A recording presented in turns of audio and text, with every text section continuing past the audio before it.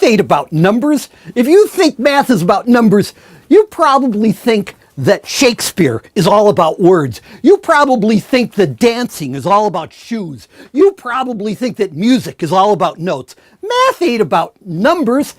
Math is about logic. It's about beauty. It's about connections. It's about how you get from one place to another. And for me, the cool thing about math is a part of it called topology. I'm not even going to tell you about topology because what I'm interested in is a little section of topology called non-orientable manifolds. More specifically, I'm interested in Klein bottles. This is a Klein bottle. Wait a second. We haven't even touched upon a Mobius loop. How can I talk about a Klein bottle without talking about a Mobius loop? I take a piece of paper. As everybody knows, if I have this piece of paper, it has two sides, four edges. Turn it around this way, it becomes a cylinder. Give it a half twist, and a piece of tape becomes a Mobius loop. Well, the cool thing about a Mobius loop, and there's about 50 or 60 cool things about a Mobius loop, is that it's got one side, it's got one edge. Take two Mobius loops, one a left-handed one, the other a right-handed one, and I try to connect them. Hey, this one has one edge, this one has one edge. What happens if I take two Mobius loops and sew their edges together? Well, I know from experience that if I have four edges here and four edges here and I connect them, I'll get something that has fewer edges. So if I apply that to a Mobius loop, I've got one edge here, sew them together, I should get something that has, I'd lose this edge, I'd lose that edge, I ought to have something with no edges. Cool. If I take two Mobius loops, hook them together, I'll get something without any edges. Okay, I'm going to try it. Hot damn! Far out. Here's a Mobius loop. Here's another Mobius loop. The cool thing is that if I take two Mobius loops and try to sew them together, I end up with a shape that requires four spatial dimensions to exist. And that shape is called a Klein bottle, named after Felix Klein. Felix Klein, this guy in 1882 came up with the absolutely nifty idea that if you can take a cylinder, turn it around and orient one end of it and loop it through. So his idea was take a cylinder, bring it through itself, and have the end of the cylinder welded to the base, that this would have the cool property of having only one side. Well, what do I mean by one side? If I have an ant crawling around here, ant or caterpillar crawls around, clearly it can cover this whole thing. It can then slide continuously over there through this tube and get to the other side of this piece of glass. We never cross an edge to get to the inside. Absolutely nifty.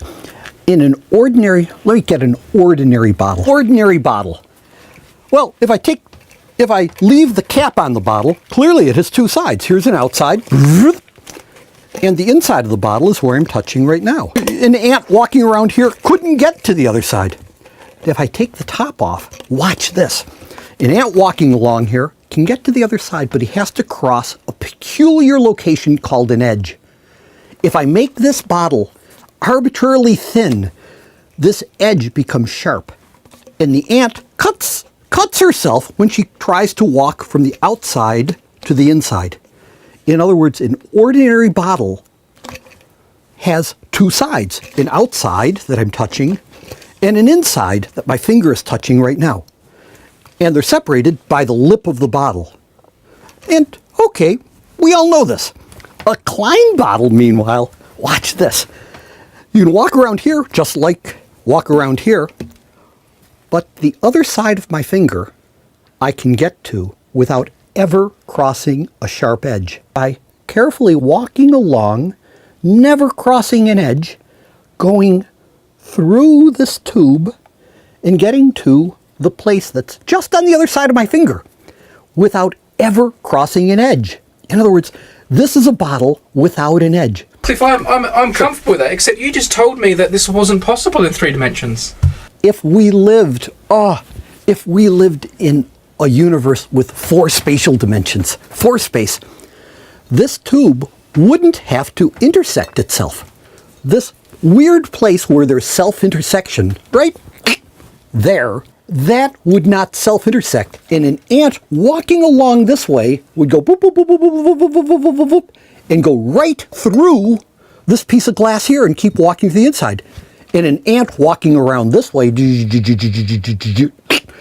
would go right through this and keep walking this way. Cliff, that hole that you've created there so the tube can get through is like the floor.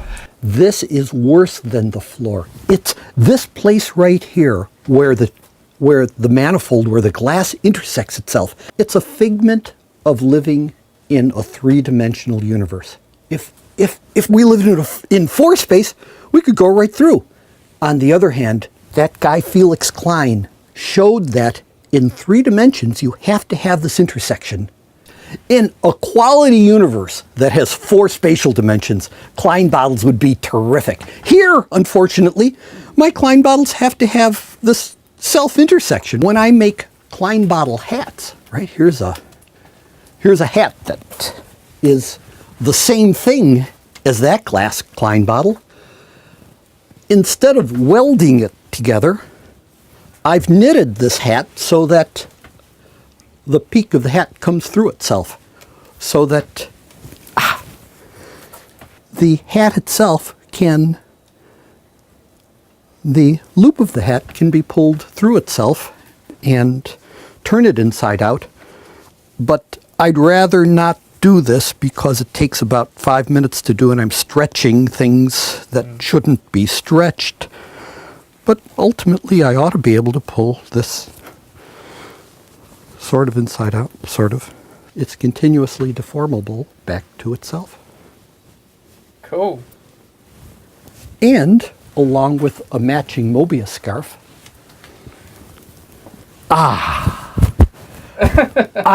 I'd like to say I'm ready for a California winter.